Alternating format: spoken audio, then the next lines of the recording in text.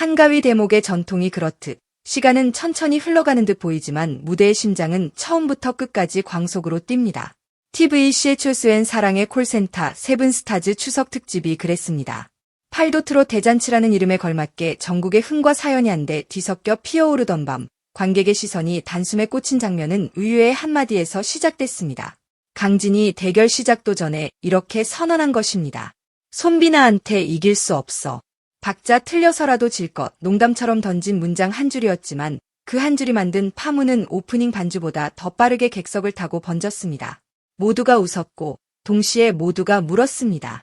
왜 시작도 전에 졌다고 말했을까? 그리고 그 물음표의 끝에는 뜻밖의 연결고리가 매듭처럼 달려 있었습니다. 사람들은 흔히 대결을 숫자로 기억합니다. 점수, 순위, 단 한 번의 고음이 오르는 박수 데시벨, 그리고 방송 직후 실시간 검색 지표.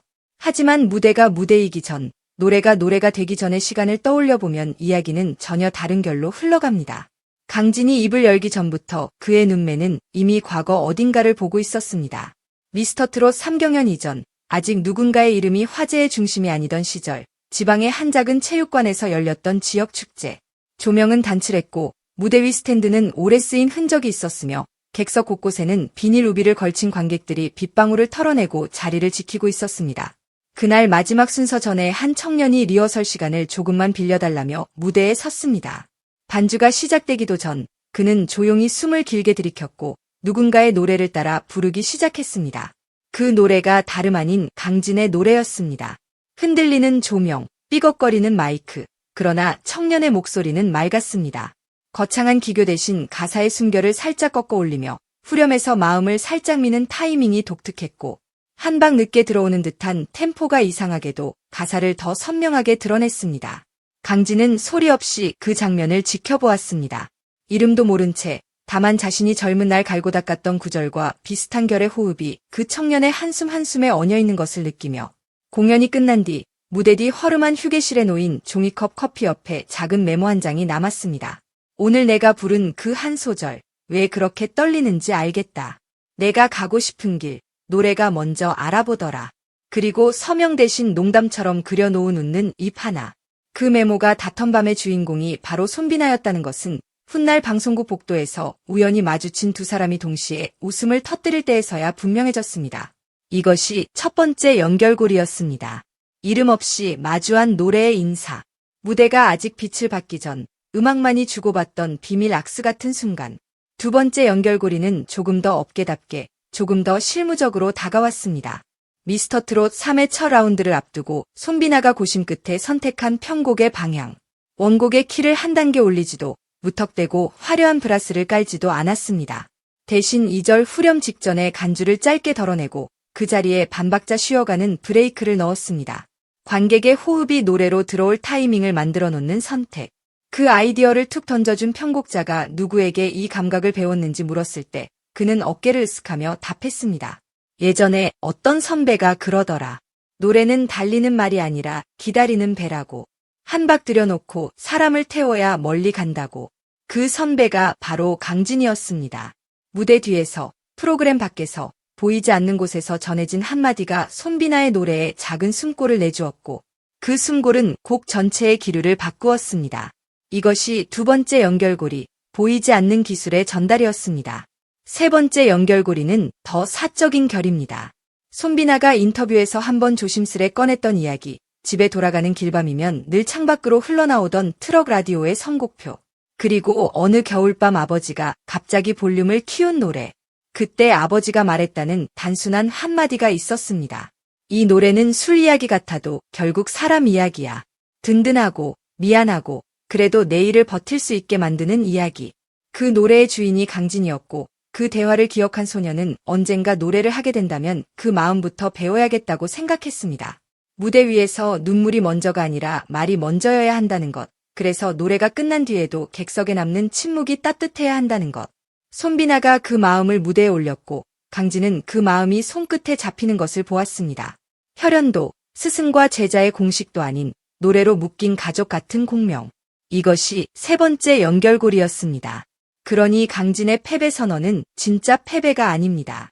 그 말은 고백이었고 선포였고 음악에 대한 예의였습니다. 이길 수 없다가 아니라 이겨야 할 대상이 아니라는 뜻. 박자 틀려서라도 질 것이라는 농담 속에는 박자를 일부러 틀리는 사람이야말로 박자를 가장 정확히 아는 사람이라는 역설이 숨어 있습니다.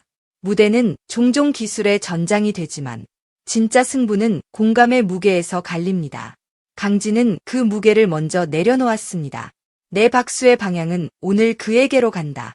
내가 먼저 낮아지면 그의 노래가 더 높아진다. 그래서 음악은 또 한 번 멀리 간다. 그 미묘하고도 단단한 논리를 유머로 포장해 관객에게 건넨 것입니다.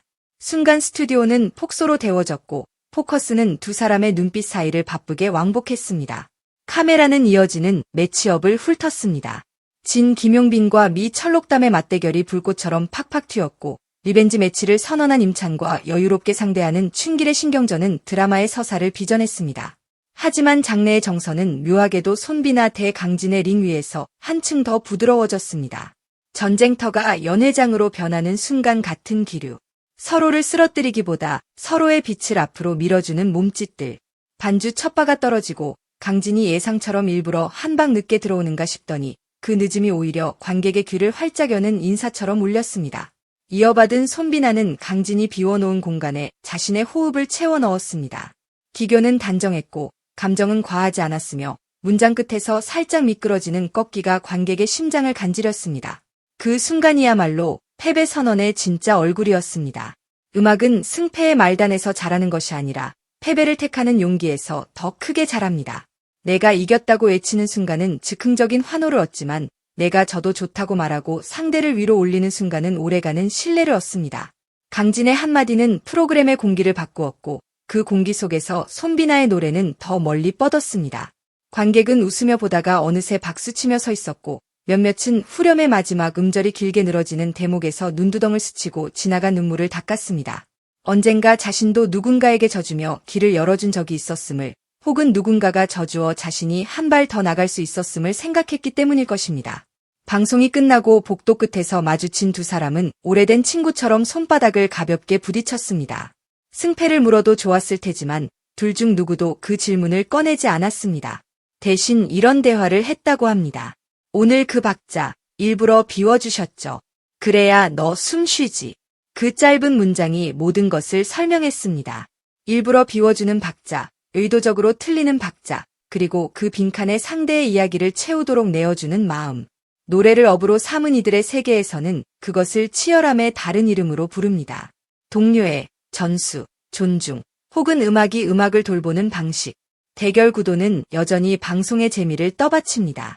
진과 미의 맞붙음은 여전히 시청률의 스프링처럼 튀어오르고 리벤지 매치는 늘 예고편의 하이라이트를 책임집니다. 그러나 이번 한가위 특집의 밤이 끝난 뒤 온라인을 떠도는 화제의 결은 조금 달랐습니다. 왜 시작도 전에 졌다고 말했을까? 그 물음의 꼬리를 잡고 영상을 다시 돌려본 사람들은 강진의 입가를 스치는 장난기 속 근육처럼 단단한 진심을 보았습니다. 그리고 손비나의 노래에 필사적으로 달라붙지 않는 여유, 그 여유가 오히려 더 깊은 울림을 던진다는 사실을 확인했습니다. 누군가는 댓글에 이렇게 적었습니다. 진짜 어른의 말장난이었다고. 또 누군가는 말했습니다. 오늘 제일 크게 이긴 사람은 이긴 사람이 아니라 져준 사람이었다고.